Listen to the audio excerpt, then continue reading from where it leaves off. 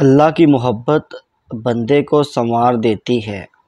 اللہ کی محبت وہ قیمتی خزانہ ہے کہ یہ خزانہ ان قسمت والے لوگوں کو ملتا ہے، ان کے دل میں یہ آتا ہے جن کو اللہ اپنے قریب کرنا چاہے، جن کو اللہ اپنا محبوب بنانا چاہے، جن کو اللہ اپنا ولی بنانا چاہے۔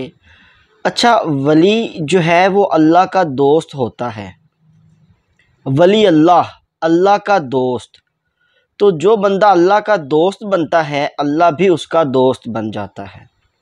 اللہ کا دوست بننے سے مراد یہ ہے کہ جو کام اللہ نے کہے ہم وہ کریں اور اللہ کے بندوں سے محبت کریں، اور چغلی، غیبت، حسد، تکبر، جھوٹ، ان تمام برائیوں سے بچیں اور اللہ کی عبادت کے ساتھ ساتھ اللہ کے بندوں کی خدمت کریں اور اللہ کے بندوں سے محبت کریں، کیونکہ اللہ تک جانے کا راستہ اللہ کے بندوں سے ہو کر ہی گزرتا ہے۔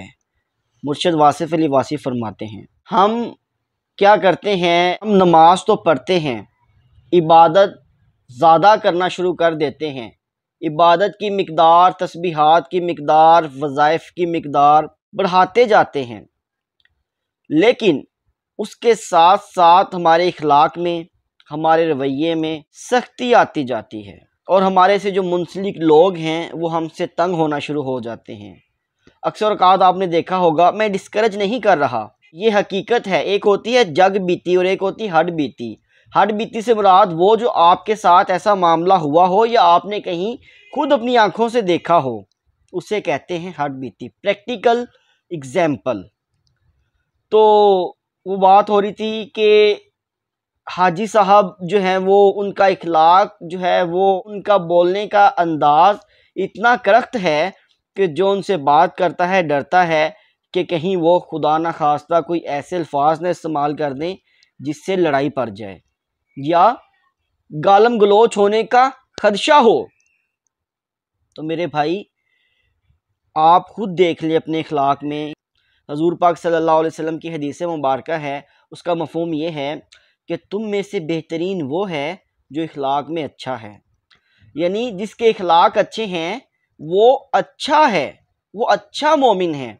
اور ایک حدیث مبارکہ اور بھی ہے کہ کل بروز قیامت مومن کے نامہ اعمال میں سب سے وزنی شے اگر کوئی ہوگی نا تو وہ حسن اخلاق ہوں گے، اچھے اخلاق ہوں گے۔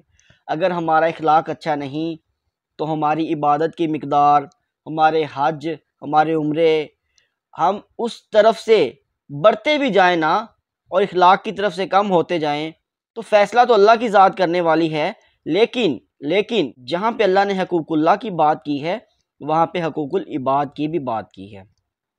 تو بھائیو، ہمیں حقوق اللہ کے ساتھ ساتھ حقوق العباد پہ بھی فوکس کرنا ہے، اپنے اخلاق کو سنوارنا ہے، اچھا انداز اپنانا ہے، ایسا انداز کہ یہاں مجھے ایک بزرگ کا شعر یاد آتا ہے۔ آپ فرماتے ہیں کہ دنیا اتے رکھ فقیرہ ایسا بین کھلون، تو ہوویں تے ہسن سارے نہ ہوویں تے رون۔ اور مولانا رومی فرماتے ہیں کہ میں اس دنیا سے تو جاؤں گا لیکن دلوں کی مسند پر بیٹھ جاؤں گا، یعنی میں ہمیشہ کے لیے زندہ ہو جاؤں گا۔ اور وہ کیسے؟ اللہ کے بندوں سے محبت سے، اچھے انداز سے، اچھے اخلاق سے پیش آنے سے۔ تو آپ اپنے اخلاق کو سنوار لیجئے، اللہ کی محبت آپ کو مل جائے گی، دنیا بھی سنور جائے گی اور آخرت بھی سنور جائے گی۔ Thank you so much.